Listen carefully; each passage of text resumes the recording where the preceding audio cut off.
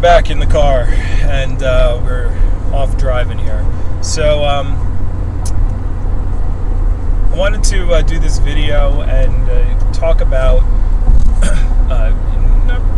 not so much God, but some of my thoughts. I'm really taking an Alan Watts concept, and I just want to elaborate on it, put my own spin on it a little bit, as far as the concept of dying, death, rebirth, and in general,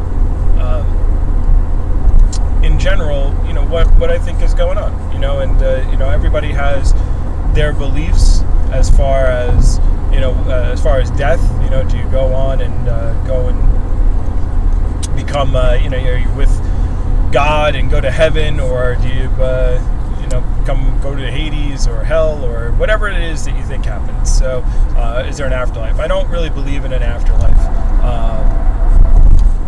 per se, because I don't believe in really that this life, the thing that we call a life, really just boils down to us having a set of memories, and memory is really all that lets me, is the difference between me right now and me 3 seconds ago or 5 seconds ago when I started this video, or when I left my house, or like I just remember it. And once you stop remembering things, and the memory goes away, then that's it. There's no more you, as far as the you that we call ourselves. And so Alan talks about what if you could control your dreams. And this is just a way of looking at the world, a worldview. But what if you could control your dreams? What if you could control everything that you dreamt? Like you had conscious control of it. So tonight, when you went to sleep, you would say, "Look, tonight it's gonna be an amazing night," or and we're gonna eat the best foods. I'm gonna have orgies with the most beautiful women or men, and I'm gonna do everything that I possibly want. And let's say you could make the dream last as long, in dreamland, time doesn't really make any difference to you. So you can make the dream last as long as you want. You can make it feel like 20 years, 10 years, 5 minutes, or you can make it last, as long as you wished. So, and then when you woke up, and you knew you were in control at all times. So, you could just make things appear. Hey, I feel like eating some cake. Bam, cake. All right. So, think of how enjoyable that would be, but only for a short period of time.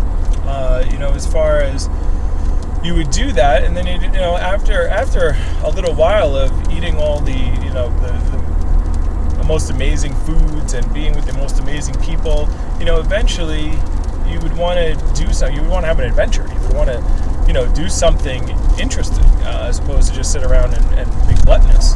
So let's say you start doing that. So you start going out on adventures. You start traveling. You start seeing, every place on the planet Earth that you could think of. Maybe even travel outer space. You travel to every imaginable land that you can possibly create in your dream.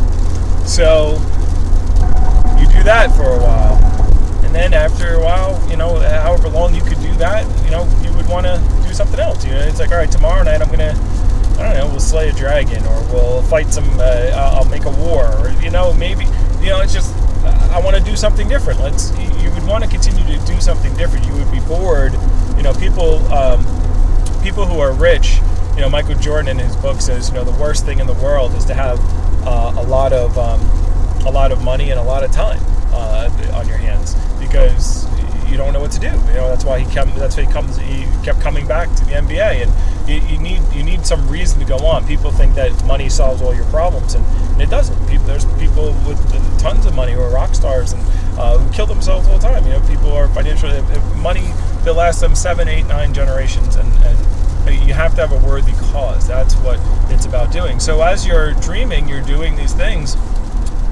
And eventually, though, if you knew you were dreaming, if you constantly knew you could wake up at any time, if you're fighting something, a dragon, and you know it's not real, and knowing that it's not real, or knowing that you're in control of it, you would eventually get bored of that as well, and you would say, you know what, I want a little bit of a surprise here. I want to almost forget that I'm in control, that I am doing all this, because what fun is it? What fun of it is it? If you could just have anything you wanted, what fun is it to just make things appear? I mean, the desire, part of the journey is, and the part of the fun is the journey.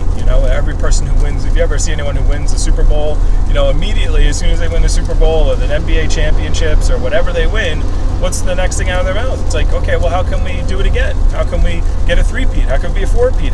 There's always another. It's not the success. I've had in my company, there's a trophy called the Silver Cup. It's the best office for the year, who has the most sales or win this nice, really awesome Silver Cup.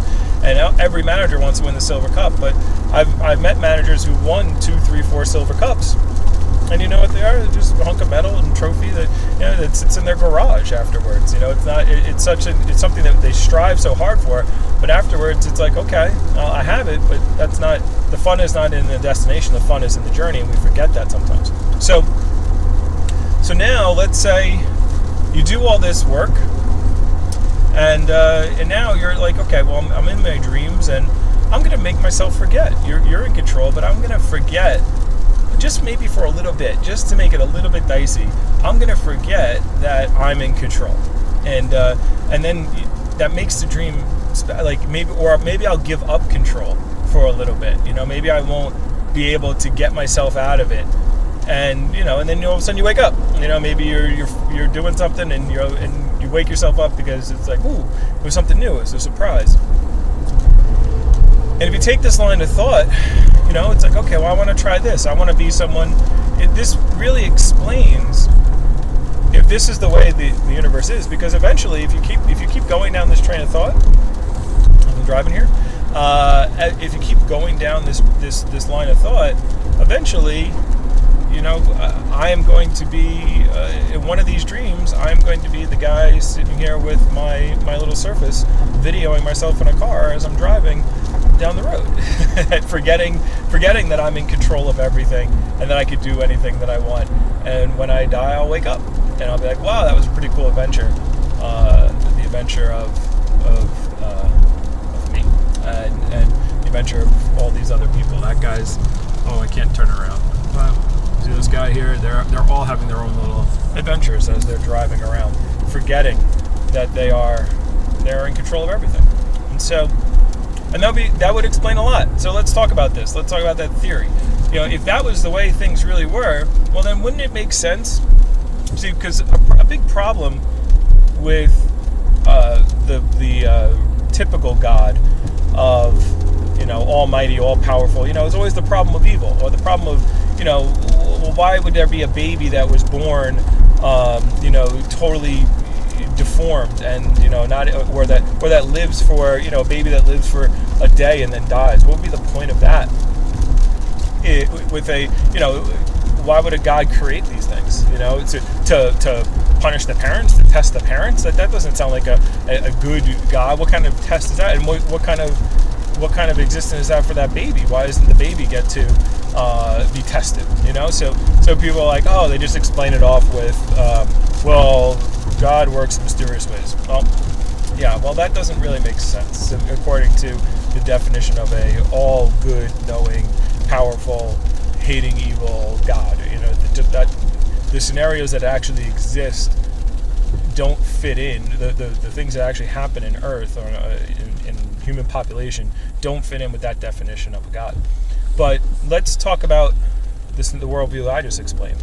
Well, then wouldn't it make sense to, if that was the way it really was, and time really didn't matter, if you had millions of years, billions of years, if time didn't matter to you, and consciousness didn't matter, because you always knew that you were going to be, you're eternal, and these manifestations, these dreams that you're having for yourself, under a bridge now, ooh, spooky, these manifestations that you have of these dreams, it doesn't really matter if you die in the dream, because you're just going to wake up. All you did was you just forgot that you were it. You are the consciousness. So then, wouldn't it make sense then for that consciousness to want to be, if you could do everything and you wanted to experience everything, that you would maybe want to have, what would it feel like to be alive for only a day? What would it feel like to, have Down syndrome and maybe have parents that loved you and cared for you and had a support system around that?